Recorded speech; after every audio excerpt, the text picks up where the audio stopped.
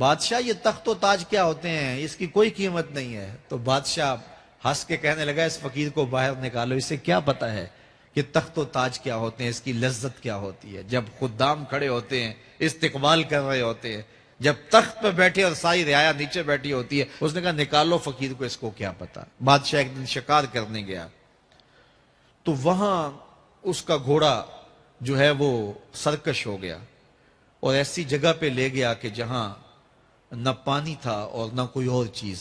بادشاہ وہاں ہانپ رہا ہے کہ وہی فقیر مشکیزہ ڈالے ہوئے گزرا اور آواز دے رہا ہے پانی لے لو، پانی لے لو۔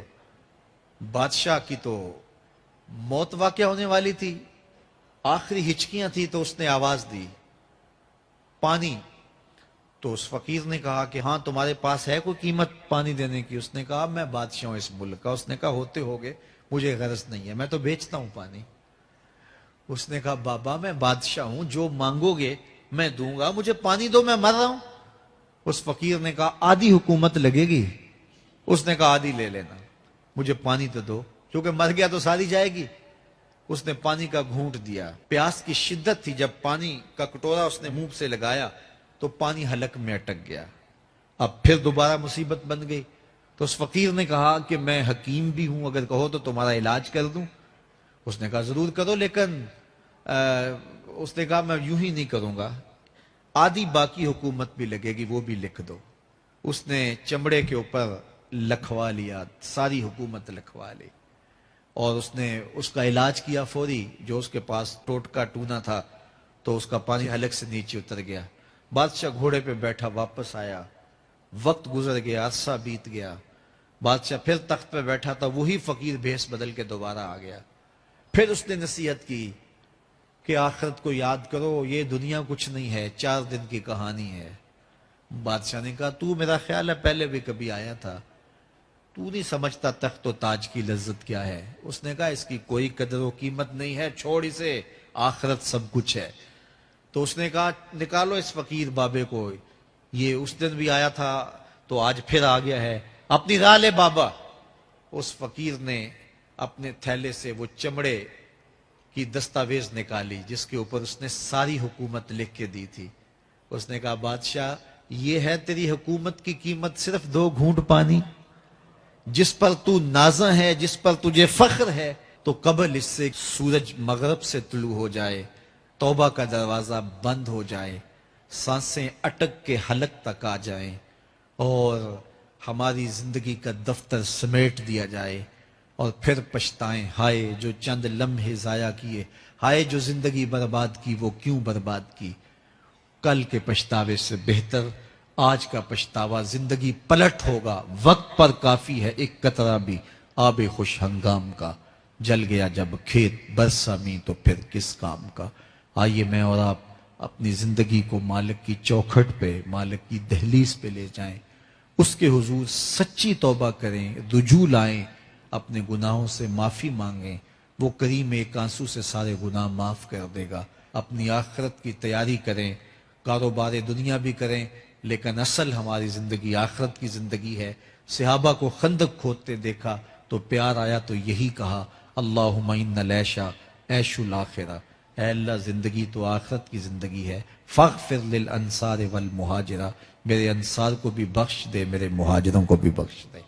تو اللہ تعالی ہم سب کی مغفرت فرمائے۔ انسان کو اللہ تعالیٰ نے اتنی نعمتیں عطا کی ہیں کہ اگر وہ ان کا احساس کر لے تو کبھی بھی ناشکری اس کے انداز سے، رویے سے اور اس کی طرز زندگی سے ظاہر نہ ہو، بلکہ اس کا سانس سانس جو ہے وہ اللہ کا شکر کرے، اللہ کی تقدیس کے گیت گائے۔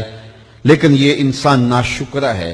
وَإِنَّهُ عَلَى ذَلِكَ لَشَهِيدٌ، اس پر اسے کوئی خارج سے گواہی کی ضرورت نہیں ہے، وہ خود اس پہ گواہ ہے، اسے خود پتا ہے کہ میں کتنا ناشکر۔ ذرا اندر اتر کے دیکھے تو اس نے کیا اس کی نعمتوں کا شکر ادا کیا ہے، اس کی کتنی بڑی نعمتیں ہیں حضرت انسان کو۔ انسان غور کرے، تدبر کرے۔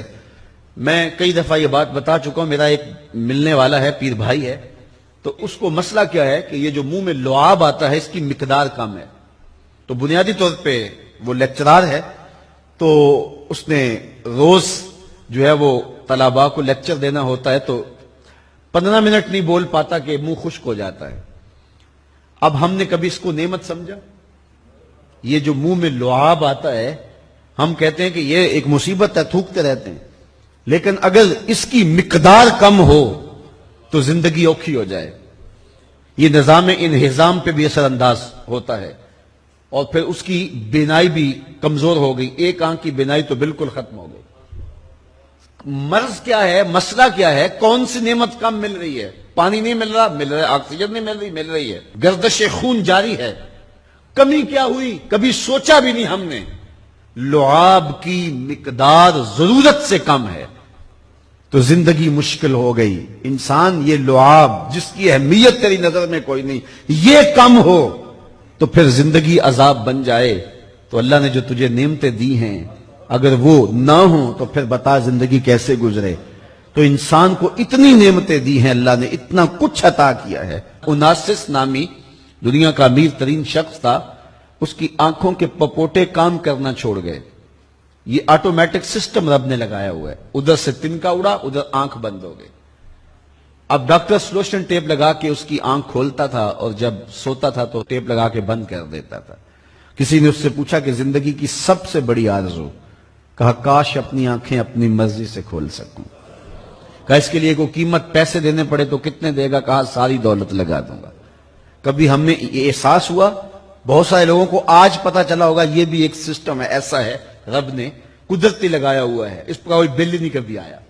آپ 3 مہینے بل نہ دے تو وابڈا والے میٹر کاٹ دیتے ہیں کہ نہیں, بجلی کاٹ دیتے ہیں, سوئی گیس والے کنیکشن کاٹ دیتے ہیں, لیکن ساری زندگی رب کو سجدہ نہ کرو.